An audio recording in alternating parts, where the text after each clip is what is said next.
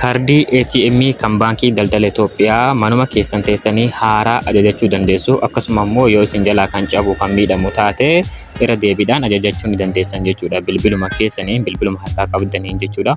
Isa kana viidiyoo saadaa isinitti agarsiisa. Na waliin akka turtan. Namoonni immoo chaanaalii Walloo Asiitiif haaraa taatan subscribe akka gootan viidiyoo kana immoo share gochuudhaan nama bira akka gahu godha. Kan yeroon isiniin jedhu kaardiin yoo isin jala miidhame yookaan immoo yoo bade irra hedduu namaadhaa gara baankii dhiyoo isinitti jiruuti kan inni deemu.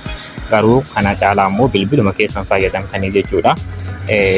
Mana baankii dhiyoo isinitti jirutti bilbila keessaniin ajajachuu ni dandeessanii jechuudha.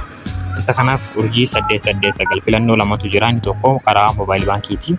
Inni tokko immoo karaa mobaayil baankii isaa kanaati jechuudha. Inni tokkis kanas ni dalagaa, kan daataa sana ni dalagaa jechuudha. Asiin fakkeenyaaf urjii 889 godhee bilbilee isinitti agarsiisu.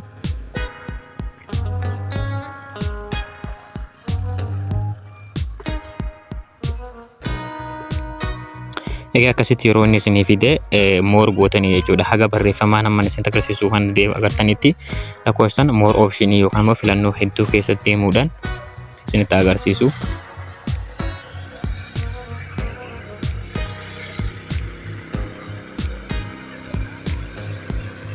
Erga akkasitti more option jettanii keessa fagaattaniin boodatti jechuudha. Asitti Visa card kan jedhu kana ni filattanii. Egaa asitti ATM card replacement request new ATM Visa card fi international repair kan jedhu jira jechuudha.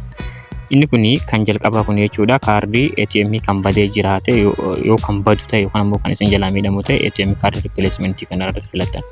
Request new ATM kan jedhu kun ammoo kaardii haaraa ajajuu fi inni sadaffaadha international repair dha. Isa kanatti dhibnee isa kana lamaanii jechuudha. Fakkeenyaaf yoo kan badu taate lakkoofsa tokko itti ergina.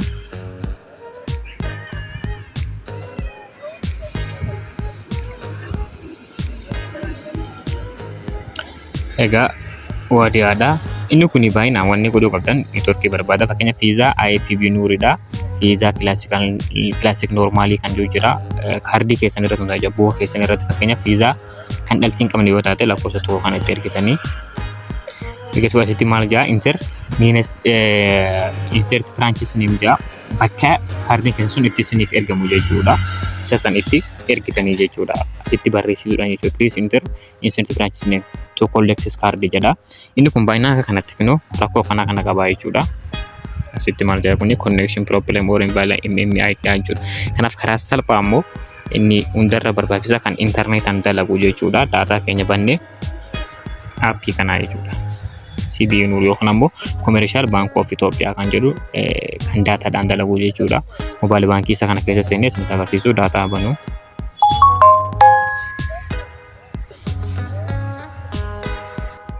Egaa aappii keessaa bifa kanaan seennee asitti baankingii kan jedhu kana irratti kan nu filannu asitti jechuudha. Shiitana baankingii kan jedhu kana tokkanii ergasii boodatti asitti Visa card service kan jedhu kana jechuudha.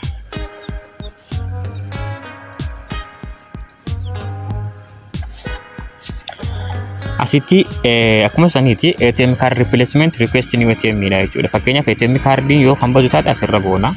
Isa jalqabaa kanarratti filannaa jechuudha. Asitti Visa IFB Nuur gosa buuka keessan irratti kan inni hundaa'u jechuudha. Fakkeenyaaf baankii dhaltiin qabne yoo taate isa kanarratti filattanii kan dubartoota yoo ta'e immoo asitti fakkeenyaaf Visa IFB Nuur Hilwaa kan jedhu kana Visa Classic Women. Ergasii booda asitti insert branches name to collect cards jaa. Bakka kaardii kan keessatti argamu asitti tuquudhaan akkasitti fakkeenyaaf Sanbatee yoon jedhe Sanbatee biraanchiidha jechuudha. Inni kun damee baankii daldala Itoophiyaa kan Sanbateeti jechuudha. Achitti naaf ergama jechuudha kaardiin keessan. Egaa booda koodii keessan galchuudhaan kaardiin keessan sun isiniif ajajamaa jechuudha. Asirratti maali sababiin fakkeenyaaf damaged, expired, issued, returned, lost. Fakkeenyaaf yoo kan badu taate kan miidhamu taate yookaan kan caccabu ta'e jechuudha. Damaged kan jedhu filattanii yoo ammoo barri irra ga'e expired kan jedhudha. Kan biraadha ammoo lost kan jedhu kun dhumarra kun yoo kan badu ta'e jechuudha kaardiin keessan suni.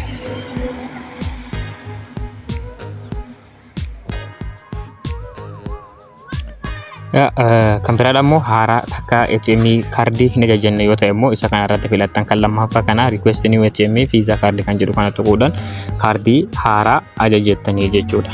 Asitti iddoo itti isiniif ergamu akka isanii wal fakkaataadha.